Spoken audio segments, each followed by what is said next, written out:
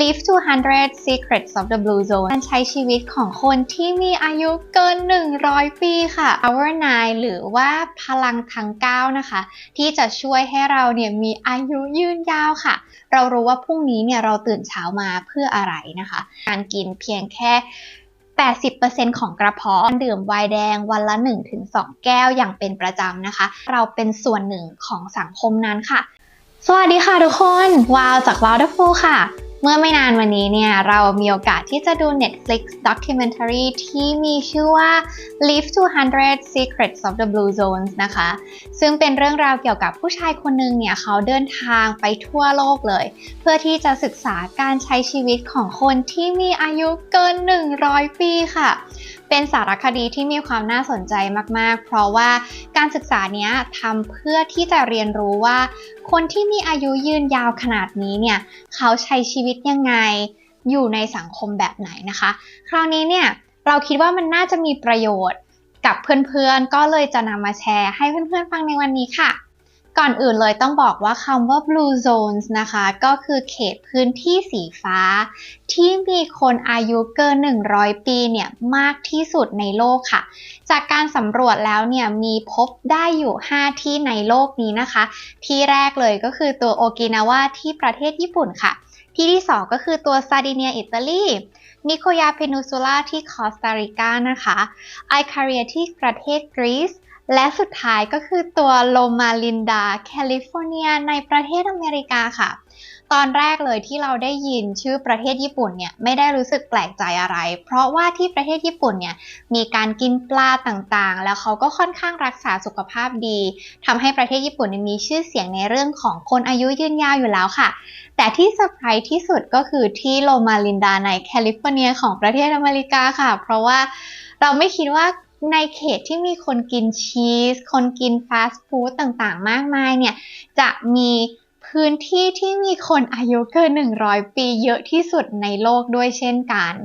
คราวนี้เนี่ยในซีรีส์นี้นะคะเขาได้สรุปออกมาเป็น Power 9 หรือว่าพลังทั้ง9นะคะที่จะช่วยให้เราเนี่ยมีอายุยืนยาวค่ะไปเริ่มกันที่ข้อแรกเลยก็คือ Move Naturally ค่ะMove naturally นี้คือการเคลื่อนไหวตามธรรมชาติค่ะถ้าเราสังเกตเห็นคนสมัยก่อนเนี่ยเขาจะมีการเดินทางไปตลาดบ้างหรือว่ามีการเดินไปเจอเพื่อนบ้านนะคะก็มีการเดินเกิดขึ้นตามธรรมชาติยังรวมไปถึงการทำสวนต่างๆที่ทำให้เกิดการเคลื่อนไหวทั้งลุกนั่งแล้วก็พลังกล้ามเนื้อมือด้วยนะคะเมื่อเปรียบเทียบการใช้ชีวิตของคนในสมัยก่อนเนี่ยกับคนในปัจจุบันเนี่ยเราจะสังเกตเห็นว่ามีการเปลี่ยนแปลงเกิดขึ้นเพราะว่าเราอยู่หน้าจอคอมพิวเตอร์กันนานขึ้นทำงานในออฟฟิศมากขึ้นทำให้การขยับตัวทางธรรมชาติเนี่ยน้อยลงการเคลื่อนไหวทางธรรมชาติเนี้ยแตกต่างกับการไปยิมแล้วออกกำลังกายอย่างหักโหมรวมไปถึงการวิ่งมาราธอนด้วยนะคะอันเนี้ยเรามองว่าการเคลื่อนไหวทางธรรมชาติเนี่ยทำให้เกิดความแข็งแรงสะสมในร่างกายเรานะคะเมื่อเราเนี่ยแก่ตัวขึ้นทำให้การเคลื่อนไหวในอิริยาบถต่างๆเนี่ยยังทำได้ดีถ้าเรามีการใช้อิริยาบถแบบนั้นอย่างต่อเนื่องนะคะก็เป็นความแตกต่างระหว่างการเคลื่อนไหวทางธรรมชาติและการเข้ายิมเป็นประจำค่ะแต่ไม่ได้บอกว่าการเข้ายิมเป็นการออกกำลังกายที่ไม่ถูกต้องนะคะก็ยังเป็นหนึ่งในสิ่งที่เราสามารถทำแล้วเพิ่มความแข็งแรงให้กับร่างกายได้เช่นกันไปสู่ในข้อที่2นะคะก็คือคำว่า purpose หรือว่าการที่เราตื่นขึ้นมาในตอนเช้าแล้วเนี่ยเรารู้ว่าเราจะมีวัตถุประสงค์หรือเป้าหมายในการใช้ชีวิตของวันนี้เป็นยังไงบ้างซึ่งตรงเนี้ยตรงกับปรัชญาอันหนึ่งของประเทศญี่ปุ่นก็คือคำว่าอิคิไกนะคะซึ่งอิคิไกเนี่ยถ้ามีโอกาสเราจะมาพูดคุยกันเพิ่มเติมในเรื่องของปรัชญาการใช้ชีวิตตามแนวประเทศญี่ปุ่นนะคะคราวนี้เนี่ยอิคิไกคืออะไรโดยคร่าวๆแล้วเนี่ยก็คือเรารู้ว่าพรุ่งนี้เนี่ยเราตื่นเช้ามาเพื่ออะไรนะคะถ้าตามสถิติของที่ประเทศอเมริกาแล้วเนี่ยก็พบว่าคนที่เกษียณอายุนะคะแล้วก็ไม่ได้ทำงานแล้วเนี่ยภายใน1ปีเนี่ยมีอัตราการเสียชีวิตมากกว่าคนที่ยังทำงานอยู่ในวัยเดียวกันนะคะซึ่งเป็นสิ่งที่น่าสนใจมากๆคราวนี้นอกจาก เ ป้าหมายหรือว่าเรารู้แล้วว่าพรุ่งนี้เนี่ยเราจะตื่นมาทำอะไรทำให้เราอายุยืนนานขึ้นนะคะยังมีอีกหนึ่งอย่างซึ่งเป็นข้อที่3เรียกว่า downshift เนี่ยคือการ de-stress หรือว่าการลดความเครียดของเรานะคะซึ่งใน5 blue zone เนี่ยนะคะเราจะสังเกตเห็นว่ามีวิธีการจัดการกับความเครียดที่ไม่เหมือนกันในแต่ละเขตเลยค่ะคราวนี้เนี่ยวิธีการจัดการความเครียดของแต่ละคนเนี่ยต้องบอกก่อนเลยว่ามีความแตกต่างกันแล้วแต่ละวิธีเนี่ยก็ใช้ได้ผลกับบางคนอาจจะใช้ไม่ได้ผลกับบางคนเช่นกันแต่หนึ่งสิ่งที่ต้องมีเนี่ยเราจะต้องเรียนรู้ว่าวิธีการจัดการความเครียดของเราในแบบไหนเนี่ยที่มันมีประสิทธิภาพสำหรับตัวเราแล้วก็ทำให้เราสามารถดำเนินชีวิตต่อไปในวันพรุ่งนี้ได้นะคะซึ่ง2ข้อนี้เนี่ยจะเกี่ยวข้องกับการที่เราจะจัดการความรู้สึกของเรานะคะให้ได้ประสิทธิภาพมากที่สุดคราวนี้ไปกันต่อในข้อที่3 4 5นะคะเราจะมาพูดถึงสิ่งที่เราเอาเข้าไปในร่างกายเราก็คือ you are what you eat ที่เราแบบเหมือนคุยกันมาบ่อยมากๆใช่ไหมคะคราวนี้เนี่ย you are what you eat เนี่ยมันประกอบไปด้วยอะไรบ้างทาง documentary เนี่ยนะคะเขาแบ่งออกมาเป็น3ข้อหลักๆด้วยกันข้อที่1ก็คือการกินเพียงแค่80% ของกระเพาะหรือว่าพอเรารู้สึกอิ่มเพียงแค่ 80% แล้วยังมีรูมอยู่ที่ 20% เนี่ยก็ให้เราหยุดกินนะคะซึ่งทฤษฎีนี้นำมาจากประเทศญี่ปุ่นก็คือเขาจะมีการท่องก่อนที่จะกินเลยนะคะแทนที่จะเป็นการเหมือนสวดมนต์ต่อพระเจ้านะคะคำพูดที่เขาใช้เนี่ยก็คือการที่ว่าเราจะกินเพียงแค่ 80% เท่านั้นค่ะซึ่งสิ่งนี้น่าสนใจมากๆเพราะว่าพอเราทำรีเสิร์ชเพิ่มเติมแล้วนะคะเขาบอกว่าคนที่กินเพียงแค่ 80% เนี่ยส่วน 20% สุดท้ายเนี่ยจะทำให้ร่างกายเนี่ยนะคะมีการควบคุมน้ำหนักได้ดีขึ้นแล้วก็ยังรวมไปถึงระบบการเผาผลาญต่างๆของร่างกายเนี่ยก็ดีขึ้นด้วยเช่นกันไปในเรื่องที่2ของการกินนะคะเขาพูดถึงคำว่า plant slash ค่ะคือคำว่า plant slash เนี่ยคือการที่เราลดปริมาณเนื้อสัตว์ที่เรากินให้น้อยลงนะคะแล้วก็หันมากินธัญพืชโดยเฉพาะพืชตระกูลถั่วรวมไปถึงการกินมันฝรั่งหรือว่าการกินมันม่วงตามประเทศญี่ปุ่นเนี่ยให้มากขึ้นนะคะซึ่งการศึกษาตรงนี้เนี่ยเขาก็จะเน้นในเรื่องของธัญพืชที่เป็นพืชตระกูลถั่วมากๆเลยนะคะเพื่อที่จะเสริมสร้างทั้งความจำต่างๆรวมไปถึงภูมิคุ้มกันที่อยู่ในร่างกายของเราเนี่ยให้มันมีศักยภาพแล้วก็ความแข็งแรงที่มากขึ้นด้วยค่ะ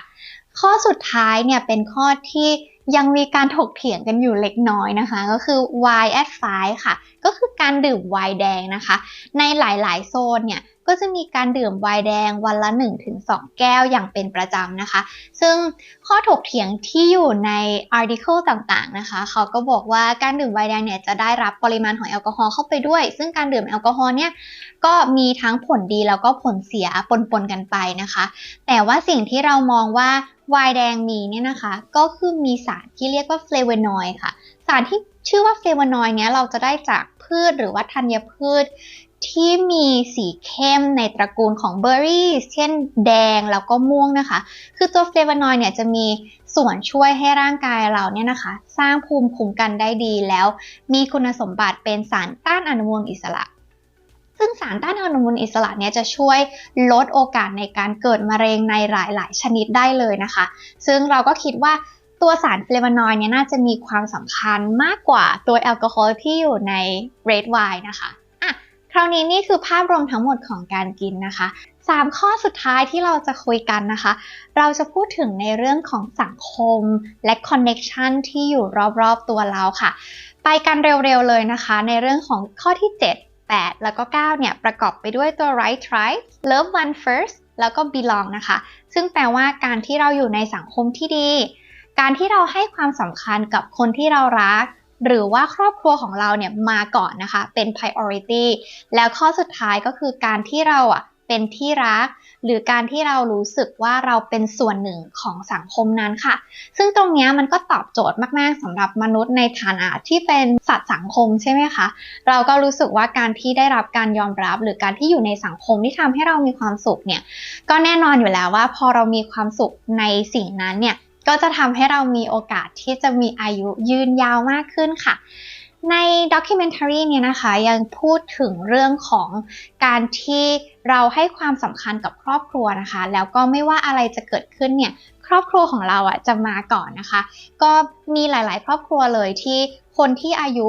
เกิน100ไปแล้วเนี่ยเขาก็มาให้สัมภาษณ์แล้วเขาก็บอกว่าเหตุผลที่เขายังอยากอยู่ต่อไปเพราะว่าเขาอยากจะเห็นลูกหลานเจริญเติบโตไปในทิศทางที่ดีนะคะแล้วก็ลูกหลานเนี่ยแหละเป็นกำลังใจสำคัญที่สุดที่ทำให้เขาอยากจะมีชีวิตอยู่ต่อค่ะและนี่คือ Power 9 นะคะหรือว่าพลังทั้ง9ที่จะทำให้เรามีอายุยืนยาวขึ้นนะคะถ้าใครสนใจที่จะไปดูหรือว่าศึกษาเพิ่มเติมนะคะก็สามารถไปดูได้ใน Netflix Documentary นะคะยังไงฝาก Wonderful ไว้ด้วยนะคะฝากกดไลค์กดแชร์กด Subscribe Wonderful แล้วถ้าเพื่อนๆมีคอมเมนต์หรือว่าคำถามอะไรนะคะเกี่ยวกับ Documentary นี้ไม่ว่าจะเป็นสิ่งที่เห็นตรงกันหรือว่าสิ่งที่มองแตกต่างจากเรานะคะก็สามารถคอมเมนต์มาคุยกันได้ด้านล่างนี้เลยค่ะแล้วยังไงเจอกันใหม่ในเอพิโซดหน้านะคะบ๊ายบาย